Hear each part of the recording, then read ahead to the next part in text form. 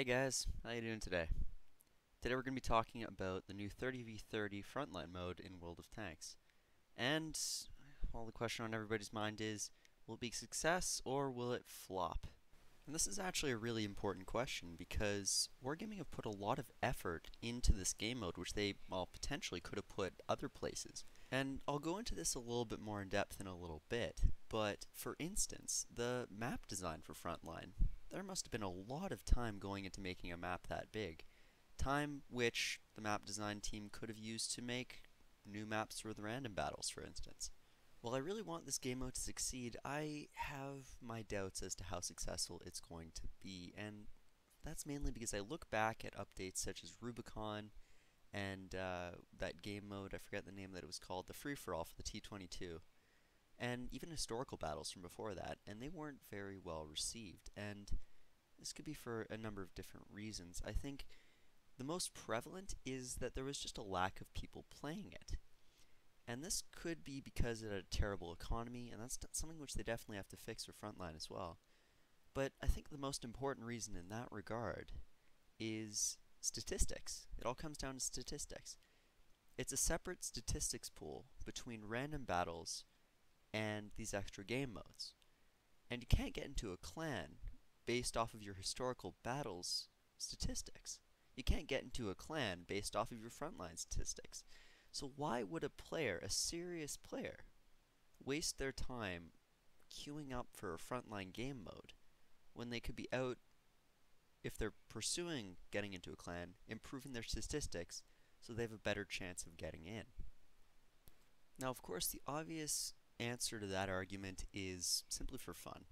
You queue up for Frontline, you go to have fun, whatever. But these people with these really high win rates, and, well, I suppose anybody for that matter, they tend to have more fun when they win games and they feel like they're having a huge impact on the game.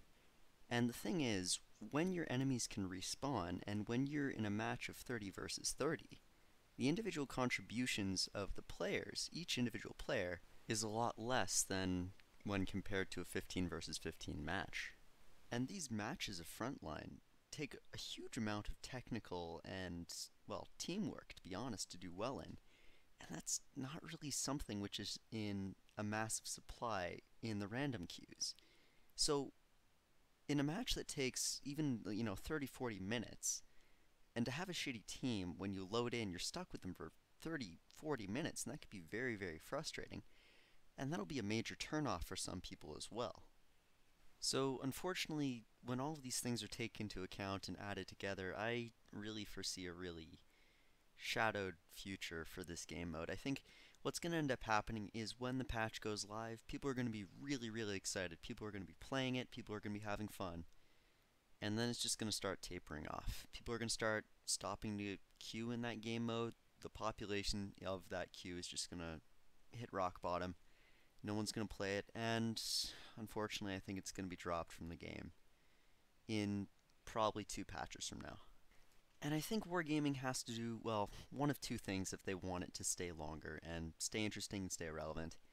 And even though people may not like it, they might need to think about blending the queues for random battles and for Frontline. Just making it kind of like an assault type thing where you can check it and disable it if you want to. And that would make a lot of people mad if that were to happen, and I can understand why people would be furious if they were to be forced into a frontline game mode if they don't want to play it. But let's be honest here, if something changes in World of Tanks, who isn't going to be mad? It happens every patch. I mean, just look at the tier 10 light tanks just happening right now. Ugh. Anyway, I'm not touching that clusterfuck with a 10-foot pole. But in any case, I think the other option which Wargaming has to do is they might need to consider, and I think this is a good idea, turning Frontline into a Clan Wars game mode. Now, hear me out here before you turn this video off. So what does Clan Wars Frontline look like? Well, for starters, Frontline is already a laned game mode. So that means that there's the landing zone, there's the 2 central zones, and then there's the far back with the guns, right? Now, horizontally, there's 3 of them. There's 3 landing zones, there's 3 central sections, and there's 3 gun positions, right? Now, imagine if you had three clans working together on each side. One clan had a detachment of 10 tier 10 tanks, with respawns obviously, and they're tasked with playing a singular lane, right? They could switch and help in the other lanes if they need to, but they wouldn't be able to respawn in those lanes. They would only be able to respawn in their own lane. And likewise on the other team, on the defending team, there would be three clans working together defending their own lanes. And each skirmish, for the landing zones, the central parts, the guns, they would all have the tactical efficiency of a clan wars battle. This would essentially be allied clan wars. It'd be fantastic. So anyway, guys, tell me what you think. Do you disagree with me? Do you agree with me? Do you have your own opinion on, well, the future of Frontline? Let me know. I'm actually really curious. In any case, if you enjoyed this video, please consider leaving a like and subscribe. It would really help me out and brighten my day. Anyway, see you around.